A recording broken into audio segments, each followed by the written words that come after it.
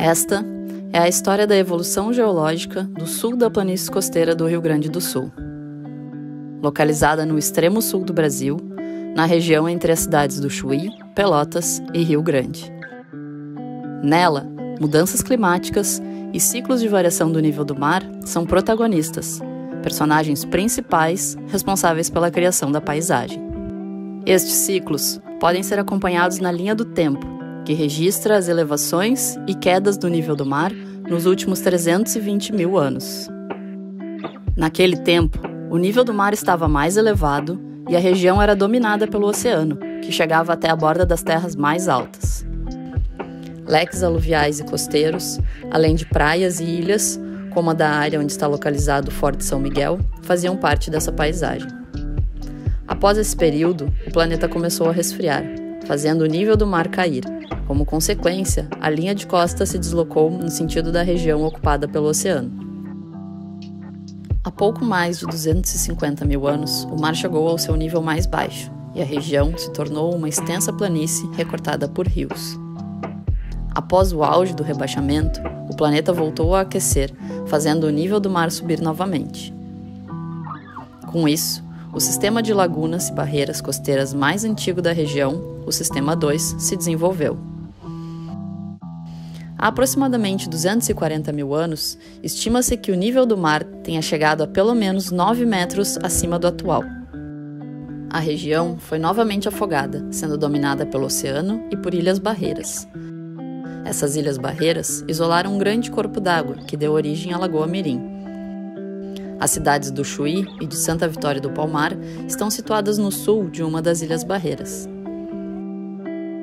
Após esse grande afogamento, o planeta começou a resfriar novamente e a linha de costa voltou a se deslocar no sentido do oceano.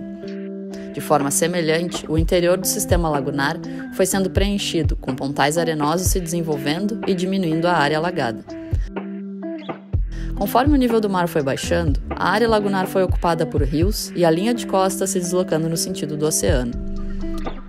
Há aproximadamente 150 mil anos, a região, que foi predominantemente submersa, mais uma vez se tornou uma grande planície. Passado o auge do período glacial, o planeta voltou a esquentar.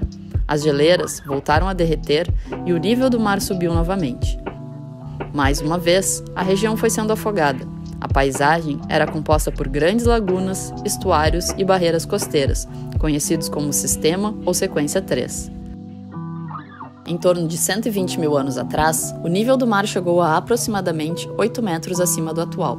É por isso que as praias formadas na época estão mais elevadas do que as praias de hoje. Mas a história não parou por aí. Como vocês já podem perceber, a linha de costa voltou a se deslocar no sentido do oceano. Esse deslocamento pode ser controlado pela queda do nível do mar, mas não só. Em alguns lugares, ele pode acontecer pela chegada de muito sedimento, fazendo a costa engordar, mesmo com o mar em elevação.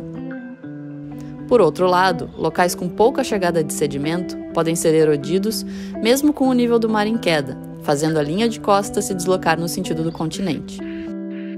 É por isso que nem toda praia é igual. Alguns setores podem estar em erosão, ao mesmo tempo que outros podem estar em acreção, ou seja, com a praia engordando e se deslocando mar adentro. Quando ocorre a combinação de abundância de sedimentos com o rebaixamento do nível do mar, a região é dominada por uma planície formada por lagos, rios e praias, que migram no sentido do oceano, até se transformar outra vez em uma planície emersa. Certamente, esse processo não foi linear, ou seja, pulsos de subida e de descida do nível do mar aconteceram durante a formação da paisagem. Além disso, variações climáticas também exercem muita influência sobre as características dos ambientes, que se modificam ao longo do tempo. Nesse ciclo, o nível do mar chegou a 120 metros abaixo do atual há cerca de 18 mil anos. E então, mais uma vez, o nível do mar voltou a subir. Como consequência, as áreas mais baixas foram novamente afogadas. As áreas afogadas formaram estuários e lagoas, sendo este o processo que originou a Lagoa Mangueira e o Banhado do Taim. O nível do mar atingiu seu máximo há aproximadamente 6 mil anos, chegando entre 2 e 3 metros acima do atual na região. Antes de chegar ao máximo, a subida do nível do mar ocorre de forma mais lenta. Isso faz com que as regiões que têm abundância de sedimentos já comecem a se deslocar no sentido do oceano. Foi o que aconteceu entre a atual área do Banhado do Taim e a saída da Lagoa dos Patos, no nordeste dessa região. Já ao sul do Banhado do Taim, ainda hoje, a linha de costa está se movendo no sentido do continente, o que é evidenciado pela erosão nas praias do Hermenegildo e da Barra do Chuí. As variações do nível do mar, combinadas com as oscilações do clima e com a dinâmica costeira, distribuem os sedimentos na costa, formando uma paisagem dinâmica. Os ambientes que compõem essa paisagem estão sujeitos aos efeitos de mudanças nos fatores que os influenciam, incluindo a presença da vida, incluindo a nossa presença.